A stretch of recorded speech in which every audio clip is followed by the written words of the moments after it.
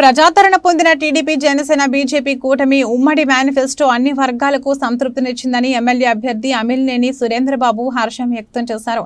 TDP manifesto సొంత అజెండాతో తమదైన శైలిలో ప్రచారంలో దూసుకుపోతున్న అమిలినేని సురేంద్రబాబు అనంతపురం జిల్లా బ్రహ్మసముద్రం మండలం గుండిగానిపల్లి, పోలేపల్లి, బైరవానితిప్ప పలు గ్రామాల్లో టీడీపీ రోడ్ షో నిర్వహించారు. గ్రామస్తులు, పార్టీ శ్రేణులు టీడీపీకి అపూర్వ స్వాగతం పలుకుతూ గజమాలతో సత్కరిస్తున్నారు. ఎన్నికల ప్రచారంలో భాగంగా అమిలినేని సురేంద్రబాబు బీటీపీ ప్రాజెక్టును సందర్శించారు. అమిలినేని మీడియాతో మాట్లాడుతూ వైసీపీ మేనిఫెస్టో ప్రజలకు ఏమాత్రం ఉపయోగకరంగా లేదని, ప్రజలు బాహటంగా తమ వద్ద మాట్లాడుతున్నారని వైసీపీని ఎద్దేవా చేశారు. నవరత్నాల పథకాలను కొద్దిగా మెరుగుపరిచి మేనిఫెస్టో తయారు చేశాడన్నారు.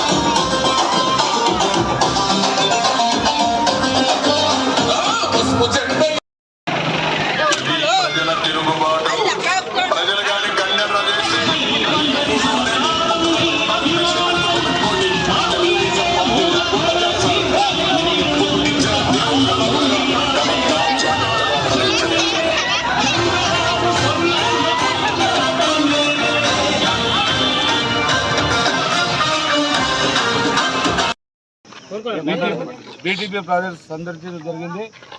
ఈ ప్రాజెక్ట్ని ఎందుకు సందర్శిస్తున్నామంటే మన ప్రజలకి, రైతులకి, కళ్యాణదుర్గ తాలూకా ప్రజలందరూ కూడా హామీ ఇస్తున్నాం.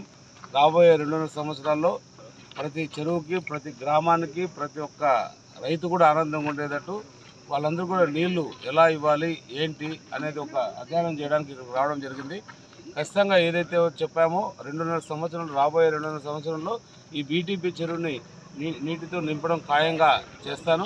ఎప్పుడైతే నీటితో నింపుతామో మా కళ్యాణదుర్గ ప్రాంతానికి ఏదైతే కుడికాల ద్వారా పోయే 4,000 ఎకరాలకు కూడా ఆయకట్టుకు నీళ్ళు అందిస్తాం. అలాగే 114 చెరువులు కూడా మన ప్రాంతంలోనే ఉన్నాయి. అది కాకుండా ఇంకా 3 చెరువులు అదనంగా అడిగారు, అవి కూడా చేస్తామని చెప్పాం. ఖచ్చితంగా ఒక చిత్తశుద్ధితోనే ఈ పని చేయడానికి నేను ఇక్కడికి రావడం జరిగింది. ఖచ్చితంగా ఏది ఏమైనా కూడా ప్రజల కోసం చేయాల్సిన పని నేను ప్రజలు ఖచ్చితంగా కష్టపడి వాళ్ళు తీవ్రమైన ఇబ్బందుల్లో ఉన్నారు. నీళ్లు లేక ఏ గ్రామానికి వెళ్ళినా కూడా వాళ్ళకి బోర్లలో నీళ్ళు ఎక్కడ పడితే ఎక్కడ ఈ ఎండలు కూడా తీవ్రమైన ఎండలతో కూడా నీళ్ళు తాగడానికి కూడా ఇబ్బంది పడుతున్నారు. అవన్నీ కూడా రాబోయే 2 సంవత్సరాల్లో చంద్రబాబు నాయుడు గారి సహకారంతో మొత్తం నీళ్లు తీసుకొచ్చి వాళ్ళందరికీ కూడా ఉపయోగపడేటట్టు చేస్తాను. నేను కూడా నన్నైతే గెలిపిస్తున్నారు.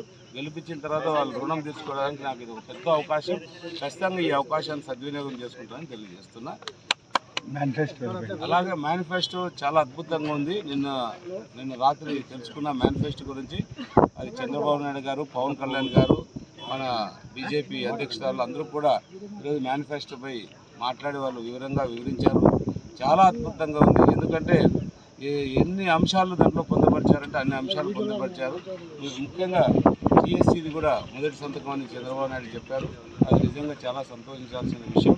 ఎందుకంటే చాలా అవస్థలు పడుతున్నారు వాళ్ళందరూ కూడా.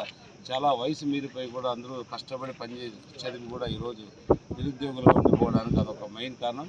కానీ ఏదైనా కానీ అనుభవం నాయకుడు మేనిఫెస్టో తయారు చేస్తే అలాగే ఉంటుంది. కాబట్టి అంత బాగా రావడానికి కూడా ప్రజలు కూడా అందరూ కూడా హర్షిస్తున్నారు. ఎక్కడ పోయినా కూడా అది ఎప్పుడు కూడా చంద్రబాబు నాయుడుకి బాగా జరుగుతుందని ప్రజలందరూ కూడా చెప్తున్నారు. అదే జగన్ రెడ్డి మేనిఫెస్టో చూస్తే ప్రజలు అదే మేనిఫెస్టోనో లేకపోతే ఒక ఏదైనా ఏదో అధ్వానంగా ఉంది. ఆయన ముందు ఏదైతే ముందు నవరత్నాలు అన్నాడో దాంట్లో కొంత అటు ఇటు చేసి చెప్పాడు తప్ప అంతకు మించి ఆయన మేనిఫెస్టో ఏం లేదు. ఆ మేనిఫెస్టోతోనే అతను ఓడిపోయినాడు నిర్ణయానికి వచ్చాడు. అతను ఓడిపోతున్నాడు. చంద్రబాబు నాయుడు గారు జూన్ 5-6 తారీఖులో ముఖ్యమంత్రిగా ప్రమాణ స్వీకారం చేయడం ఖాయం. ఎందుకంటే ఇవన్నీ కూడా చంద్రబాబు నాయుడు గారు ఒక్కడే చేయగలుగుతారనేది ప్రజలు కూడా పూర్తి విశ్వాసం నమ్మకంతో ఉండాలని తెలియజేస్తారు.